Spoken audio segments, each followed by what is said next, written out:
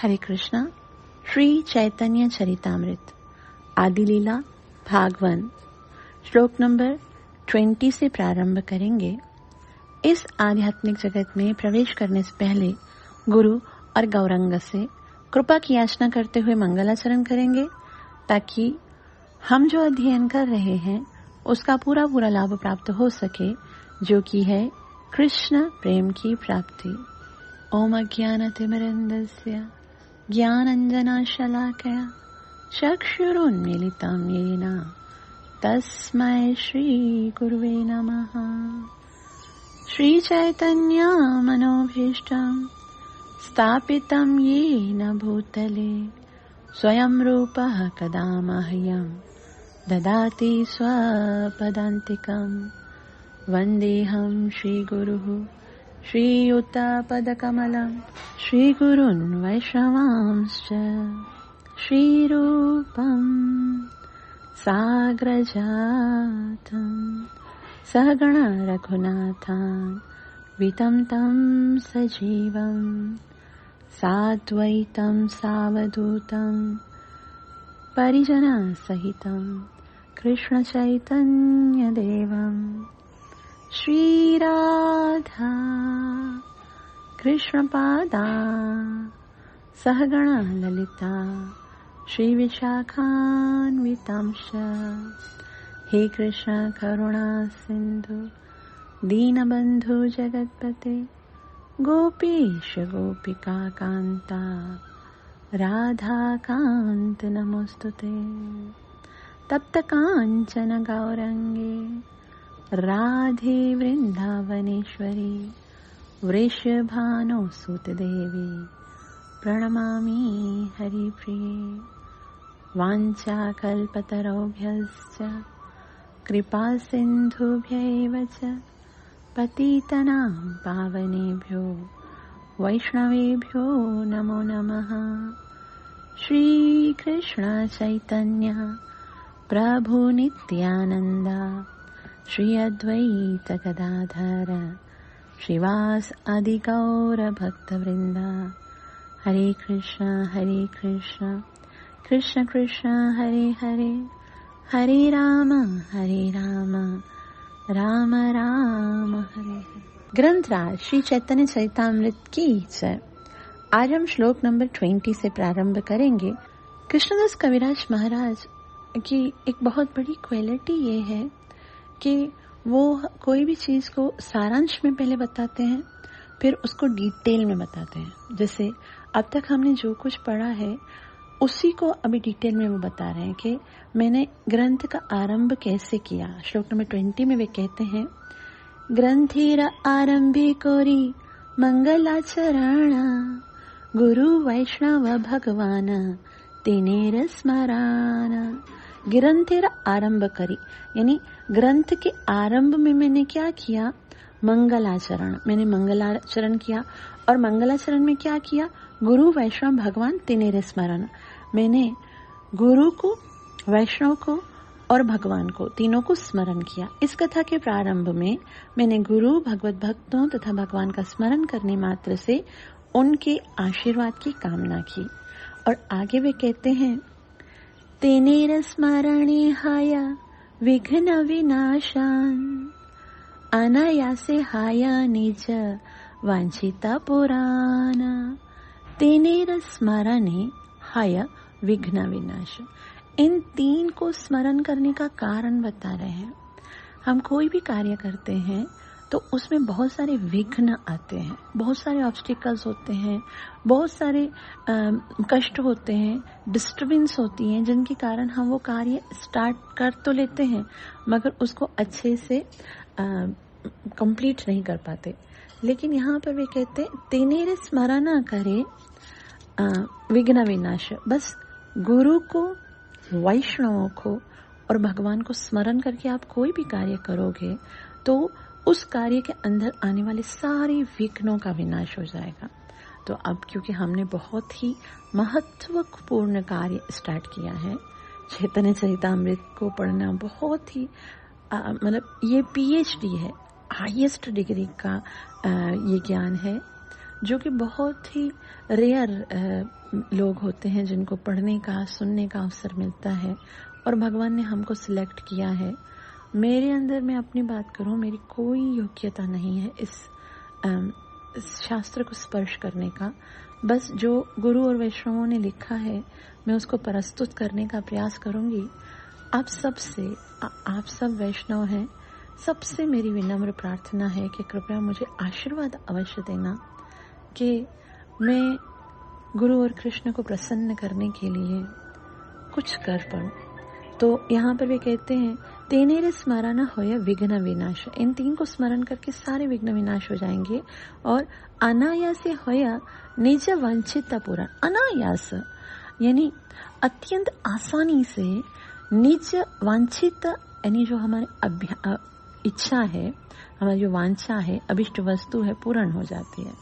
अनुवाद, ऐसे स्मरण समस्त कठिनाइयों का विनाश करता है और मनुष्य की अपनी इच्छाओं को अत्यंत सरलता पूर्वक पूरा करने में सहायक सिद्ध होता है। तो जब भी कोई प्रारंभ करे 3 को अवश्य स्मरण करें, गुरु को, वैष्णव को और भगवान को। इससे एक तो सारे विघ्न विनाश हो जाएंगे और दूसरा जो हमारी वांछा है, भक्त की एक ही इच्छा होती है कि मैं भगवान की इच्छा को पूरा करने का प्रयास करूं। भक्त सिर्फ भगवान को प्रसन्न करने का प्रयास करता है, और जब वो गुरु, वैष्णव और स्वयं भगवान का आशीर्वाद प्राप्त करता है तो उसकी ये इच्छा पूर्ण हो जाती है। तो वे कहते हैं कि मैंने मंगलाचरण किया, जिसमें मैंने गुरु, कृष्ण और भगवान के भक्तों को प्रणाम करके उनसे आशीर्वाद की कामना की। और मंगलाचरण में क्या किया उन्होंने? वे कहते हैं, सेई मंगलाचरण है त्रिविध प्रकार, वस्तु निर्देश आशीर्वाद नमस्कार। कि मंगलाचरण में मैंने 3 चीजें बताई हैं। मंगलाचरण में 3 चीजें होनी चाहिए। क्या क्या होना चाहिए? त्रिविध प्रकार, वस्तु निर्देश, आशीर्वाद, नमस्कार। ये 3 चीजें मंगलाचरण में होनी चाहिए। तो मैंने ये कहाँ दी हैं, अब उसका विस्तार भी कहते हैं कि प्रथम 2 श्लोके इष्ट देव नमस्कार, सामान्य विशेष रूपे द्वैत प्रकार। प्रथम 2 श्लोके यानी जो फर्स्ट एंड सेकंड 2 श्लोक हैं, इष्ट देव नमस्कार, इसमें मैंने इष्ट देव को नमस्कार किया है। तो कैसे किया है? 2 तरीके से नमस्कार किया है। सामान्य विशेष रूप में, एक तो सामान्य रूप से किया और दूसरा विशेष रूप से। द्वैत प्रकार, ये 2 प्रकार से। तो अनुवाद, प्रथम 2 श्लोक सामान्य तथा विशेष रूप से उन भगवान को सादर नमस्कार करते हैं जो पूजा के लक्ष्य यानी आराध्य हैं। तो किस प्रकार से उन्होंने सामान्य और विशेष नमस्कार किया है वो आगे जाके बताएंगे। लेकिन पहले तो ये अब तक जो करके आए हैं ना, जो इन 19 श्लोकों में हमने जो पढ़ा है, उन्हीं को वो डिटेल से बताएं कि मैंने किया क्या है। तृतीय श्लोके ते कोरी वस्तुर निर्देश, याहा हैते जानी पर तत्वेर उद्देश्य। तृतीय श्लोक यानी जो 3rd श्लोक करी वस्तुर निर्देश, वो वस्तु निर्देश बताएगा। और यहाँ हैते जानी पर तत्वेर उद्देश्य, जो परम तत्व का उद्देश्य है, वो मैंने जो वस्तु निर्देश है, जो परम तत्व का उद्देश्य है, उसके बारे में मैंने 3rd श्लोक में बताया। अनुवाद, तीसरे श्लोक में उन परम सत्य का संकेत कर रहा हूँ जो परम तत्व है। ऐसे वर्णन से मनुष्य परम सत्य का दर्शन कर सकता है। आगे कहते हैं, चतुर्थ श्लोके ते कोरी जगत आशीर्वाद, सर्वत्र मांगिए कृष्ण चैतन्य प्रसाद। चतुर्थ श्लोक के कोरी जगत आशीर्वाद। 4थे श्लोक में मैंने चैतन्य महाप्रभु से पूरे जगत पर आशीर्वाद करने के लिए याचना की है, कि सब पर कृपा करने के लिए प्रार्थना की है। और सर्वत्र मांगिए कृष्ण चैतन्य प्रसाद, सर्वत्र मांगिए, सबके लिए उनसे ये मांगा है कि उनकी कृपा प्राप्त हो। भगवान से संपूर्ण जगत को आशीर्वाद देने के लिए आवाहन किया है 4थे श्लोक में। से श्लोके को ही बाह्य अवतार कारण, 5षष्ठ श्लोके को ही मूल प्रयोजन। सही श्लोके को है बाह्य अवतार कारण। सही मतलब जो चौथा है उसी में मैंने चैतन्य महाप्रभु के आने के बाह्य कारण भी बता दिए। और पंचषष्ठ श्लोके को है मूला प्रयोजन, और श्लोक नंबर 5 और 6 में उनके आने का जो मूल प्रयोजन है वो बताया। और उसके बाद ए छय श्लोके को है चैतन्येर तत्व, आर पंच श्लोके नित्यानंदेरा महातत्व। ये जो 6 श्लोक हैं स्टार्ट के, उसमें चैतन्य तत्व, और आगे के जो 5 श्लोक हैं उसमें नित्यानंद के महातत्व को बताया।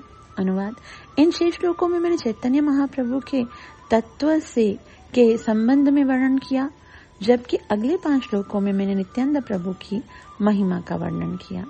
श्लोक नंबर 28 में कृष्णदास कविराज महाराज कहते हैं, आरद्वै श्लोके अद्वैत तत्व आख्यान, आर एक श्लोके पंच तत्वेरा व्याख्यान। आर 2 श्लोके यानी आगे के जो 2 श्लोक हैं अद्वैत तत्व आख्यान, इसके अगले 2 श्लोकों में अद्वैत प्रभु के तत्व का वर्णन किया। आर एक श्लोक है, और इसके बाद एक श्लोक में पंच तत्वेर व्याख्यान, मैंने पंच तत्व यानी भगवान के उनके अंश, उनके अवतार, उनकी शक्तियां तथा उनके भक्तों का वर्णन किया। पंचतत्वात्मकम कृष्ण भक्त रूप स्वरूपकम भक्तावतार भक्ताख्य नमामि भक्त शक्तिकम। तो इन सबको प्रणाम किया। अब कहते हैं ये जो 14 श्लोक हैं, ए 14 श्लोके कोरे मंगलाचरण, ताहि मध्य को ही सब वस्तु निरूपण। यही 14 श्लोक के कोरी मंगल, इस तरह से ये 14 श्लोक मंगलाचरण के रूप में हैं, और ताही मध्य को ही सब वस्तु निरूपण, और ये परम सत्य का वर्णन करने के लिए मैंने इनको संक्षिप्त में बताया। और सबसे पहले वे कहते हैं, अब मंगलाचरण इनका तो मैंने कर दिया, लेकिन सबसे ज्यादा महत्वपूर्ण है कि सब वैष्णव मुझे आशीर्वाद दें।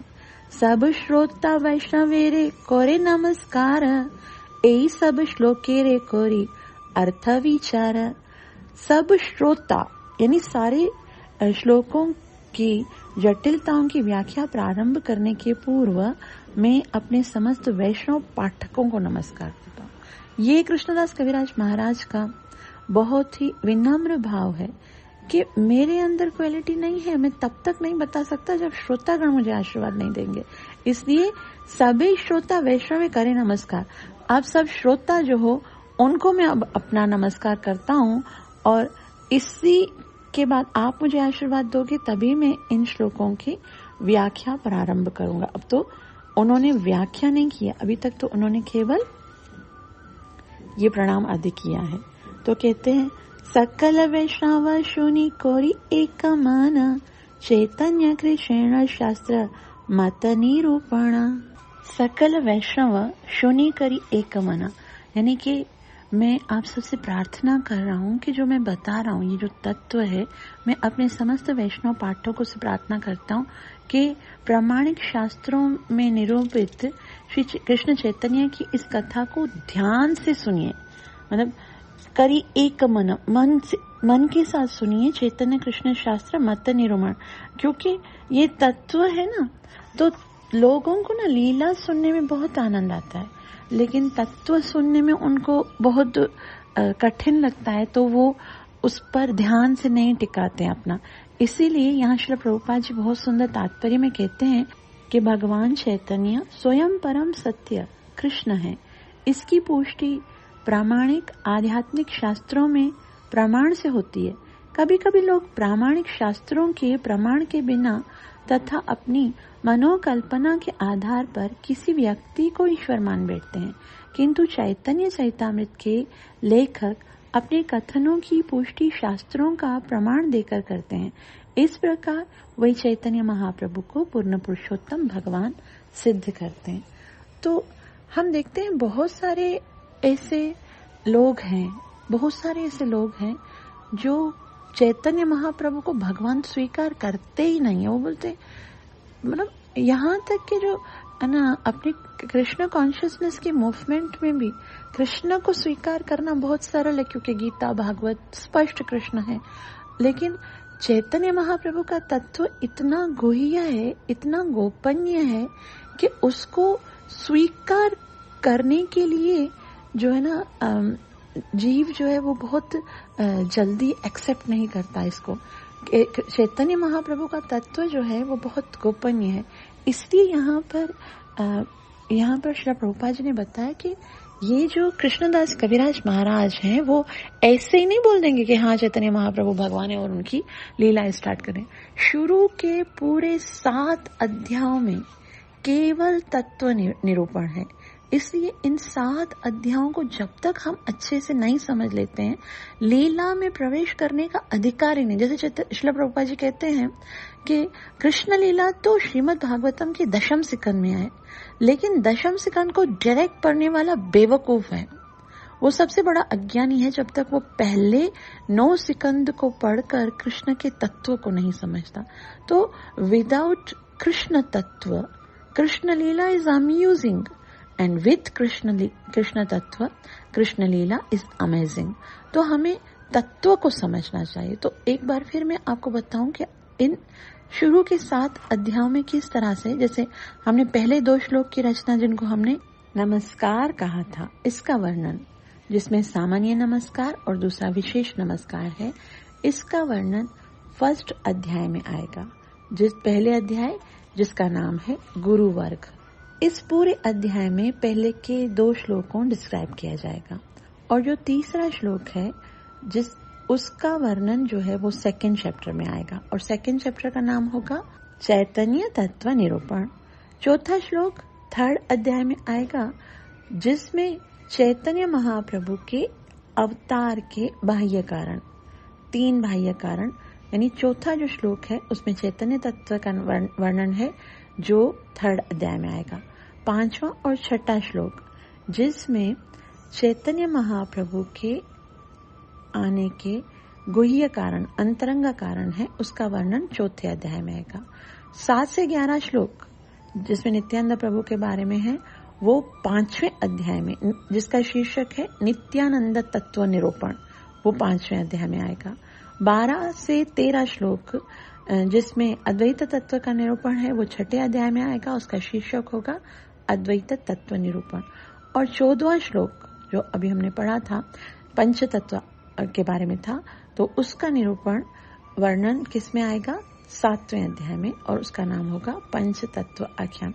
तो मतलब पहले 7 अध्यायों में तत्व निरूपण होने वाला है। तो ये हमें याद रखना चाहिए। हम याद रखेंगे ना तब हमें पता चलेगा कि हम क्या कैसे पढ़ रहे हैं।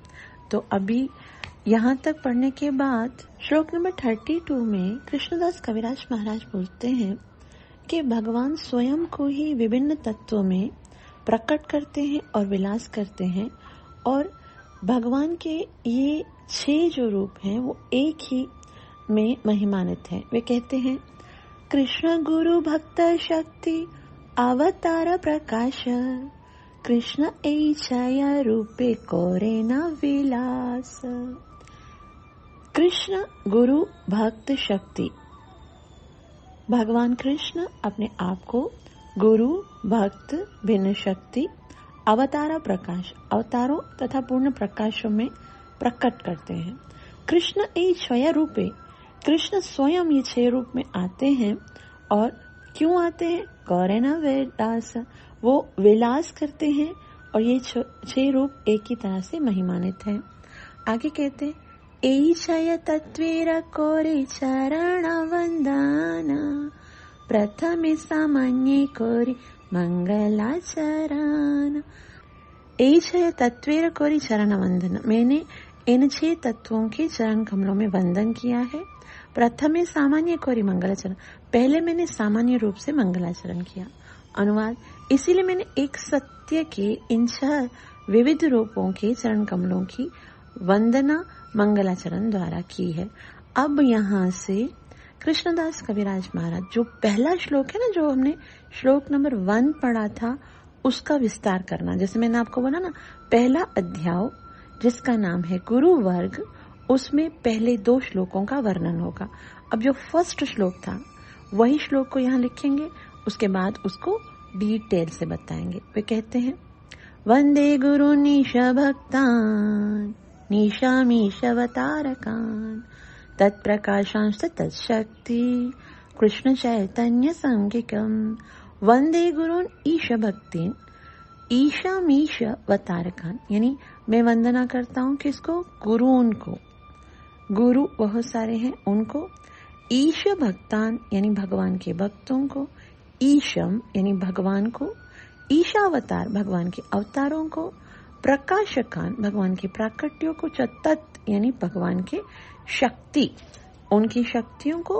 और कृष्ण चैतन्य संज्ञकम कृष्ण चैतन्य नाम के भगवान को। अनुवाद, मैं गुरुओं, भगवत भक्तों, ईश्वर के अवतारों, उनके पूर्ण अंशों, प्रकाशों, उनकी शक्तियों तथा स्वयं आदि भगवान श्री कृष्ण चैतन्य को सादर नमस्कार करता हूँ। श्रील प्रभुपाद जी बहुत ही सुंदर रीति से समझाएंगे। तात्पर्य श्रीला प्रभुपाद द्वारा। श्रीला प्रभुपाद की जय। श्रील प्रभुपाद जी कहते हैं, कृष्णदास कविराज महाराज ने इन संस्कृत श्लोकों की रचना अपने ग्रंथ का शुभारंभ करने के लिए की और जब वे इसकी विस्तृत व्याख्या करेंगे वे परम सत्य के 6 सिद्धांतों को सादर नमस्कार करते हैं। यहाँ 6 सिद्धांतों को नमस्कार किया गया है। पहला है क्या? वंदे गुरून्। गुरून्, गुरु को गुरु बोलते ना, गुरून् मतलब बहुत सारे।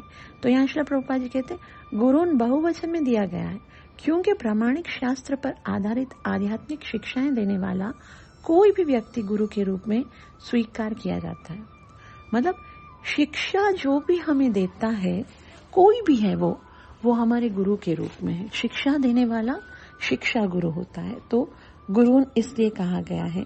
और यद्यपि अन्य लोग भी नौसिखियों को मार्ग दिखाने में सहायता करते हैं, किंतु वह गुरु जो सर्वप्रथम महामंत्र से दीक्षित करता है वह दीक्षा गुरु है। और वे संत महात्मा जो कृष्ण भावना में प्रगति करने के लिए उपदेश देते हैं वे शिक्षा गुरु कहलाते हैं। अब बहुत सारे भक्त हैं जो कृष्ण भावनामृत में आगे हमें बढ़ाने के लिए शिक्षा देते रहते हैं। कभी किसी से हम सुनते हैं, वो सब हमारे शिक्षा गुरु हैं। लेकिन जो हमें मंत्र दीक्षा देता है वो हमारा दीक्षा गुरु होता है। श्री प्रभुपाद जी कहते हैं कि दीक्षा गुरु तथा शिक्षा गुरु समान होते हैं और कृष्ण के प्राकट्य होते हैं। भले ही उनकी क्रियाएं भिन्न भिन्न हों, उनका कार्य बद्ध जीवों को भगवत धाम वापिस जाने में मार्गदर्शन करता है। इसीलिए कृष्णदास कविराज गोस्वामी ने नित्यानंदा प्रभु को तथा 6 गोस्वामियों को गुरु की कोटि में स्वीकार किया। अभी यहाँ पर श्रील प्रभुपाद जी बहुत ही महत्वपूर्ण बात बताते हैं। अक्सर हमारे मन में ये होता है कि दीक्षा गुरु बहुत महान होता है, दीक्षा गुरु का हम बहुत सम्मान करते हैं। जिनसे हमने दीक्षा ली होती है उनका सम्मान होता है, आदर होता है। हम सोचते हैं कि भाई इसने हमें दीक्षा दी है, हमारे सारे पापों को ग्रहण किया है, इसलिए उसका बहुत। लेकिन यहाँ श्री प्रभुपाद जी के, ये मैं अपनी ओर से कुछ नहीं कह रही हूँ, इन शब्दों को यदि हम देखें, श्रीला प्रभुपाद जी ने स्वयं कहा दीक्षा गुरु तथा शिक्षा गुरु समान होते हैं। हमको दोनों को समान देना चाहिए। अगर हम सोचें हमारे जीवन में शिक्षा गुरु ना होता, किसी ने हमको शिक्षा ना दी होती, तो क्या हम दीक्षा गुरु के पास जाने के योग्य होते? क्या हमें दीक्षा गुरु स्वीकार करते? बल्कि इस तरह से देखा जाए तो शिक्षा गुरु का कितना महत्व होता है। और यहाँ पर एक बात और श्री प्रभुपाद जी बताई कि वे कृष्ण के प्राकट्य हैं, वो साक्षात कृष्ण ने ही हमारे कल्याण के लिए भेजे हैं। भले ही उनकी क्रियाएं भिन्न भिन्न हो, उनके कार्य बद्ध जीवों को भगवत धाम वापस जाने में मार्गदर्शन करना है। बस वो यही चाहते हैं कि हमें भगवत धाम ले जाने का मार्गदर्शन करें। इसीलिए कृष्णदास कविराज गोस्वामी ने नित्यानंद प्रभु को तथा 6 गोस्वामियों को गुरु की कोटि में रखा है। वंदे गुरून् में उन्हें नित्यानंद प्रभु को, 6 गोस्वामी को सब में रखा है। और उसके बाद ईश भक्तान, वंदे गुरून् ईश भक्तान, ईश भक्तों का सूचक है यथा श्रीवास तथा अन्य समस्त अनुयायी जो भगवान की शक्तियां हैं और गुणात्मक दृष्टि से उनसे अभिन्न है। जो भगवान की ईश भक्तान, वो सब उनको प्रणाम किया। ईशा अवतार अद्वैत प्रभु जैसे आचार्यों का सूचक है जो ईश्वर के अवतार हैं। तत्प्रकाशन यानी पूर्ण पुरुषोत्तम भगवान के प्रत्यक्ष प्राकट्य नित्यानंद प्रभु तथा दीक्षा गुरु का सूचक है। और तत्शक्ति श्री चैतन्य महाप्रभु की आध्यात्मिक शक्तियों का सूचक है। गदाधर, दामोदर तथा जगदानंद अंतरंगा शक्ति से संबंधित है। ये छह तत्व भिन्न भिन्न रूपों में प्रकट होकर भी समान रूप से आराध्य है। भले कोई गुरु है, कोई शक्ति है, कोई प्राकट्य है, कोई अंश है, कोई पूर्ण अंश है, लेकिन फिर भी यहाँ श्री प्रभुपाद जी कहते हैं कि भले ही भिन्न रूप में प्रकट हुए मगर सामान्य रूप से आदरणीय है। और कृष्णदास कविराज सर्वप्रथम उन्हीं को नमस्कार करता है ताकि वे हमें चैतन्य महाप्रभु की पूजा करने की विधि की शिक्षा दे। भगवान की बहिरंग शक्ति जो माया कहलाती है कभी भी भगवान के संग नहीं रह सकती। माया भगवान से कभी भी फेस नहीं कर पाती है। जिस प्रकार प्रकाश की उपस्थिति में अंधकार नहीं रह सकता, फिर भी यह अंधकार प्रकाश का कृत्रिम रूप से अस्थायी तौर पर ढक जाना ही है। अतः इसका प्रकाश से स्वतंत्र कोई अस्तित्व नहीं है। यानी प्रकाश ही के कारण अंधकार है ना। अगर प्रकाश है और प्रकाश को ढक दिया जाता है तो अंधकार है। तो माया इसीलिए है क्योंकि वो भगवान की शक्ति है, लेकिन क्योंकि भगवान मायापति हैं, वो समझो भगवान के फेस पे नहीं आ सकती, लेकिन भगवान के पीछे वो भगवान का पीछा है। तो पीछा भी तो जैसे वो होता है ना, साया होता है। साया इसीलिए है क्योंकि वो व्यक्ति है। तो माया भी भगवान का ही एक साया है, जिस तरह से भगवान सूर्य है और माया अंधकार है। तो आगे इसी श्लोक को जो वंदे गुरुन है, उसी गुरु तत्व को और डिटेल से समझाते हुए कृष्णदास कविराज महाराज कहते हैं, मंत्र गुरु आरयत शिक्षा गुरु गण, ताहार चरण आगे करिया वंदना। मंत्र गुरु यानी जिसने हमें दीक्षा दी है, आरयत शिक्षा गुरुगण, और या तमन जितने भी हैं शिक्षा गुरुगण जिनसे मैंने शिक्षा ली है, ताहार चरण आगे, उन सबके चरणों के आगे करिए वंदन, मैं नमस्कार या वंदन सादर प्रणाम करता हूँ। अनुवाद, मैं सर्वप्रथम अपने दीक्षा गुरु तथा अपने समस्त शिक्षा गुरुओं को चरण कमलों में सादर नमस्कार करता हूँ। श्रीला प्रभुपाद की जय।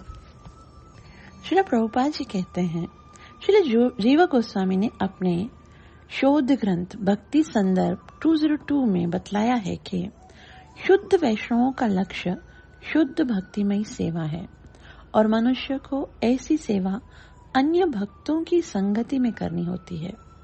भगवान कृष्ण के भक्तों की संगति से मनुष्य में कृष्ण भावनामृत का उदय होता है और वह भगवान की प्रेमा भक्ति की ओर उन्मुख होते हैं। यानी हमारा उद्देश्य क्या है, लक्ष्य क्या है, भगवान की शुद्ध सेवा। और ये तभी संभव है जब हम ऐसे शुद्ध वैष्णवों का संग करेंगे जो कि भगवान की सेवा करते हैं। तो भगवान कृष्ण के भक्तों की संगति से ही हृदय के अंदर वो कृष्ण प्रेम उत्पन्न होता है और भगवान की प्रेमा भक्ति की ओर हम आगे बढ़ते हैं। भक्ति के क्रमक बोध द्वारा परमेश्वर तक पहुंचने की यही विधि है। क्या विधि है? शुद्ध भक्तों का संग करो और भक्ति में प्रगति करने का प्रयास। यदि कोई व्यक्ति अनन्य भक्ति की कामना करता है तो उसके लिए कृष्ण के भक्तों की संगति करनी आवश्यक है। इसलिए हमारे शिक्षा गुरु हमेशा कहते थे, भगवान से यदि कोई प्रार्थना करनी है ना, तो यही प्रार्थना करना कि हमें शुद्ध भक्तों का संग प्राप्त हो, क्योंकि बहुत बहुत आवश्यक है भक्ति में आगे बढ़ने के लिए। क्योंकि केवल ऐसी संगति द्वारा ही बद्ध जीव में दिव्य प्रेम के प्रति रुचि उत्पन्न हो सकती है। इस तरह वह अपने विशिष्ट स्वरूप तथा अपने में नित्य निहित दिव्य रस में भगवान के साथ अपने नित्य संबंध को फिर से जागृत कर सकता है। हमारा संबंध तो भगवान से नित्य है, लेकिन भौतिकतावादी लोगों के साथ संग करके हम उस संबंध को भूल चुके हैं। और अब अगर हम कृष्ण के भक्तों का संग करते हैं तो ही बद्ध जीव में दिव्य प्रेम के प्रति रुचि उत्पन्न हो सकती है और अपने विशिष्ट स्वरूप तथा अपने में नित्य निहित दिव्य रस को, जो भगवान का प्रेम है, उसको हम पुनः जागृत कर सकते हैं। श्री प्रभुपाद जी कहते हैं, यदि कोई व्यक्ति कृष्ण भावना भावित कार्यों द्वारा कृष्ण के प्रति प्रेम विकसित कर लेता है तो वह परम सत्य को जान सकता है। ये जो कृष्ण भावना भावित कार्य हैं, नाम जप करना, श्रवण करना, सेवा करना, प्रसाद भोग लगाना, भगवान का श्रृंगार करना, इसके द्वारा प्रेम बढ़ता है तो परम सत्य को जानना सरल हो जाता है। किंतु जो व्यक्ति मात्र तर्कों द्वारा ईश्वर को जानना चाहते हैं वह कभी सफल नहीं होंगे। केवल बात करके, बहस करके भगवान को नहीं जाना जा सकता। कुछ प्रैक्टिकली सेवा करनी पड़ेगी, ना ही वह अनन्य भक्ति का आस्वादन कर पाएगा। इसका रहस्य यह है कि व्यक्ति को भगवत विज्ञान को भली भांति परिचित भक्तों से विनीत भाव से श्रवण करना होगा और गुरु के निर्देशन में सेवा विधि प्रारंभ करनी होगी। पहले तो विनम्रता से सुना और गुरु की सेवा करके जब आशीर्वाद प्राप्त होता है ना, तभी हम भगवान की भक्ति की ओर बढ़ते हैं। इसलिए यहाँ कहा, व्यक्ति को भगवत विज्ञान को भली भांति परिचित भक्तों से विनीत भाव से श्रवण करना होगा और गुरु के निर्देशन में सेवा विधि प्रारंभ करनी होगी। पहले सुनो फिर सेवा करो। ऐसा भक्त जो भगवान के नाम, रूप, गुण आदि के प्रति पहले से ही आकृष्ट है, उसे इसकी विशिष्ट भक्ति विधि की ओर निर्दिष्ट कर दिया जा सकता है। उसे तर्क द्वारा भगवान तक पहुंचने में अपना समय नष्ट करने की जरूरत नहीं है। दक्ष गुरु भली भांति जानता है कि वह अपने शिष्य की शक्ति को भगवान की दिव्य प्रेमामयी सेवा में किस प्रकार लगाए। दक्ष गुरु ये नहीं कहता बस बहस करो, मैं तुम्हें उत्तर दे, नहीं, ऐसा करो। तुम जैसे ही हम किसी वैष्णव से मिलते ना, तो हमको कैसा पता चलेगा, वो पहले कुछ बताएगा कृष्ण भगवान है, और फिर हम पूछेंगे तो वो कुछ उसका उत्तर देगा, और बाद में जैसे, क्योंकि एक उत्तर से तो हमारा सेटिस्फेक्शन होने वाला नहीं, फिर वो क्या करेंगे, फिर वो हमें माला पकड़ा देंगे और बोलेंगे नाम जप करो। नाम से जब हम जुड़ते हैं, भगवान के नाम, गुण, लीलाओं आदि के प्रति जब हम आकृष्ट होते हैं, तो हम भक्ति में, विशिष्ट भक्ति में आगे बढ़ सकते हैं। इसलिए दक्ष गुरु जानता है कि केवल तर्क से हम भगवान को नहीं समझ सकते, इसलिए वो कहते हैं कि अपना समय तर्क के द्वारा नष्ट करने की आवश्यकता नहीं। दक्ष गुरु क्या जानता है, अपने शिष्य की शक्ति को भगवान की दिव्य प्रेमामयी सेवा में किस प्रकार लगाया जाए। तो इस तरह वह भक्त को उसकी विशेष प्रवृत्ति के अनुसार विशिष्ट भक्ति कार्य में प्रवृत्त करता है। श्री प्रभुपाद जी कहते हैं, भक्त का एक ही दीक्षा गुरु होना चाहिए, क्योंकि शास्त्र में एक से अधिक गुरु को स्वीकार करना सदैव वर्जित है, किंतु शिक्षा गुरु को स्वीकार करने की संख्या में कोई प्रतिबिंब नहीं है। सामान्यतः वह गुरु जो शिष्य को निरंतर आध्यात्मिक विज्ञान की शिक्षा देता है, वही बाद में उसका दीक्षा गुरु भी बन जाता है। तो सामान्यतः ये होता है कि हम किसी वैष्णव के संपर्क में आते हैं और धीरे धीरे वो हम उनके आदेशों के अनुसार कार्य करना शुरू करते हैं और बाद में हम दीक्षा ले लेते हैं। यह सदैव स्मरण में रखना चाहिए कि जो व्यक्ति गुरु ग्रहण करने तथा दीक्षा होने के लिए अनिच्छुक रहता है, वह भगवत धाम वापस जाने में के प्रयास में अवश्य ही निष्फल होगा।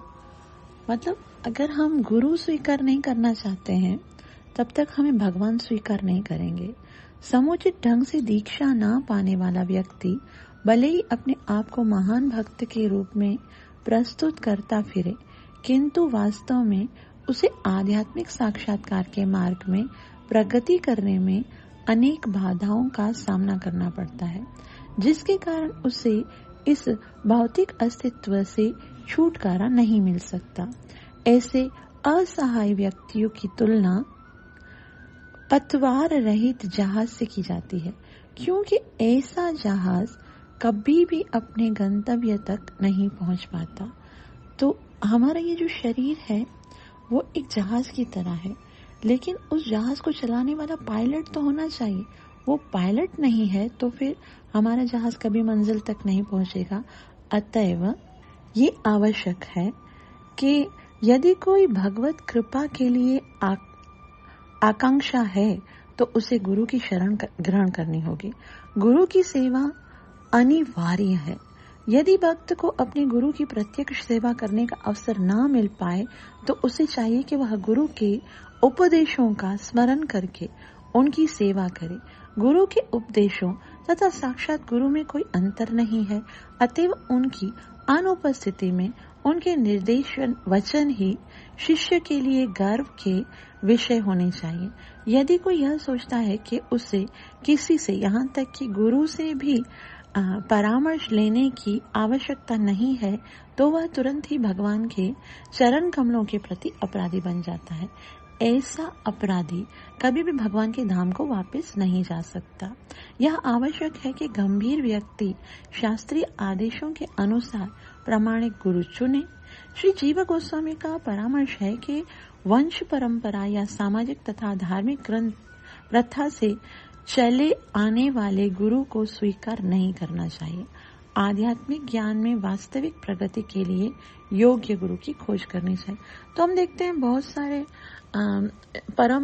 कुल परंपरा के गुरु होते हैं। भाई हमारे कुल का या हमारे परिवार का गुरु ये है, तो इनको स्वीकार करने का कोई फायदा ही नहीं है, क्योंकि गुरु को स्वीकार करना मतलब वो गुरु जो हमें भगवान के पास लेके जाए, तो ऐसे गुरु को स्वीकार करना चाहिए। ऐसे ही जो वंश परंपरा के गुरु हैं उनसे दीक्षा लेकर क्या लाभ? वो तो ऐसा मंत्र जानते ही नहीं है जिससे हम भगवान को प्राप्त कर सके। और अपने गुरु के रूप में वो सबसे पहले षड गोस्वामियों के बारे में बताते हैं। वे कहते हैं श्लोक नंबर 36 में, श्री रूप सनातन भट्ट रघुनाथ, श्री जीव गोपाल भट्ट दास रघुनाथ।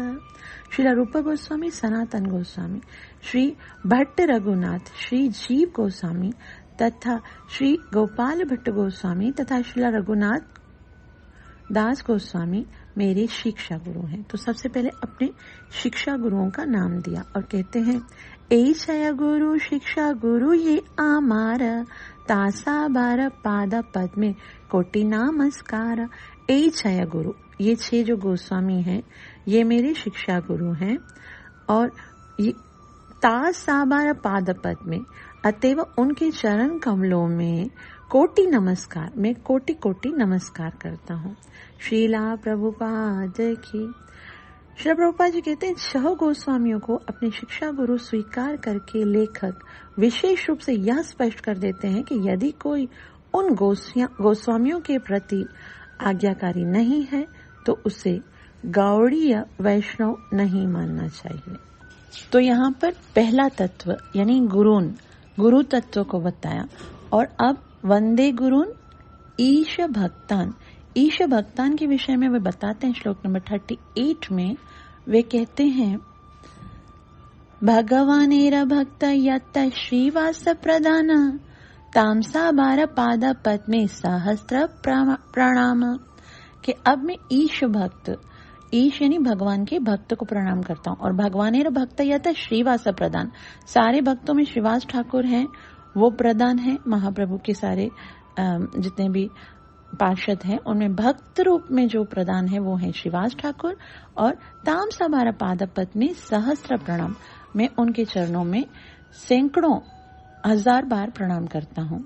उसके बाद वंदे गुरुन ईश भक्तान,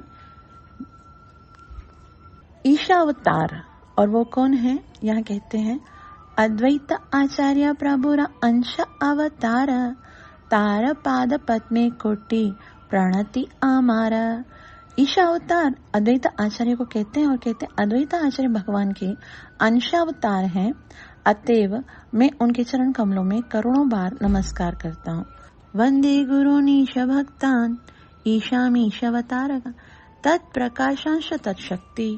अब भगवान के प्रकाश के विषय में कहते हैं, नित्यानंद राय प्रभुर स्वरूप प्रकाश तारा पाद पद्मे वंदो यारा मोंजिदास। नित्यानंद प्रभु जो है वो भगवान के प्रकाश रूप हैं।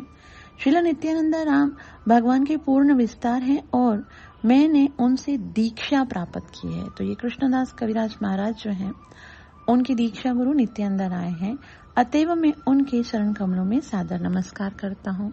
और उसके बाद तत्प्रकाशा तत्शक्ति, शक्ति के बारे में वे कहते हैं भगवान की शक्ति अवतार कौन है, वो है गदाधर पंडित। गदाधार पंडित आदि प्रभुर निज शक्ति तामसा भार चरणे मोरा सहस्त्र प्रणति। मैं भगवान के अंतरंग शक्तियों को सादर नमस्कार करता हूँ, जिनमें श्री गदाधर प्रभु मुख्य हैं। और उसके बाद तत् प्रकाशा सच शक्ति कृष्ण चैतन्य संज्ञकम, स्वयं भगवान वो चैतन्य महाप्रभु, उनको प्रणाम। श्री कृष्ण चैतन्य प्रभु र स्वयं भगवान ताहार पादार विंदे अनंत प्रणाम। के श्री चैतन्य महाप्रभु साक्षात भगवान है। श्री चैतन्य महाप्रभु साक्षात भगवान है, अतएव मैं उनके चरण कमलों में प्रणाम करता हूँ। ताहार पाद विंदे अनंत प्रणाम, अनंत मन असंख्य, उनको मैं बार बार दंडवत प्रणाम करता हूँ। अब इन 6 को जिनको उन्होंने प्रणाम किया है, आगे जाके इन 6 का ही वो विस्तार से वर्णन करेंगे कि ये 6 जिनको उन्होंने प्रणाम किया है, भगवान के अवतार, भगवान की शक्ति, भगवान का प्रकाश, यानी अद्वैत आचार्य नित्यानंद प्रभु, गदाधर पंडु, श्रीवास ठाकुर, उन सबको वो विस्तार से बताएंगे। उसके लिए वह कहते हैं श्लोक नंबर 43 में, सावरणे प्रभु करिया नमस्कार ऐचयते हो यैछे करिया विचार। भगवान चैतन्य महाप्रभु तथा उनके समस्त पार्षदों को नमस्कार करने के बाद अब मैं उन 6 विविधताओं को की एकता की व्याख्या करने का प्रयत्न करूंगा। ऐचयतयो यैछे करिया विचार, अभी मैं इनको व्याख्या करने का प्रयास करूंगा। श्री प्रभुपाद जी कहते हैं, पूर्ण पुरुषोत्तम भगवान के अनेक अनन्य भक्त हैं और ये सभी भगवान के चारों ओर रहने वाले पार्षद माने जाते हैं। कृष्ण की पूजा उनके भक्तों के साथ की जानी चाहिए, अतएव ये विविध सिद्धांत वह सनातन सामग्री है जिसके माध्यम से परम सत्य तक पहुंचा जा सकता है। तो यहाँ तक उन्होंने संक्षिप्त में बताया है और आगे हम इसी को विस्तार से सुनेंगे, गुरु तत्व को, उसके बाद नित्यानंद प्रभु तत्व को, अद्वैताचार्य तत्व को और विभिन्न पार्षदों के विषय में। आप सबका बहुत बहुत आभार जो इतना प्रेम से श्रवण किया। कृपया मुझे आशीर्वाद दीजिए कि मैं अपनी सेवा और साधना को अच्छे से कर सकूं। ग्रंथराज श्री चैतन्य चरितामृत की जय, कृष्णदास कविराज महाराज की जय, श्रीला प्रभुपाद।